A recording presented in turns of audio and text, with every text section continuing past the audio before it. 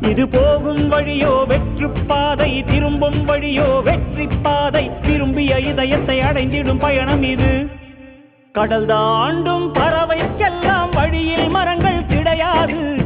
ஆனாலும் கண்டம் தாண்டும் சிறகுகள் வலிக்காது. மலையேறும் எறும்பின் கால்கள் வெயிலை மிதித்து உடையாது. மனதோடு காதல் வந்தால் மனிதா தடையேது.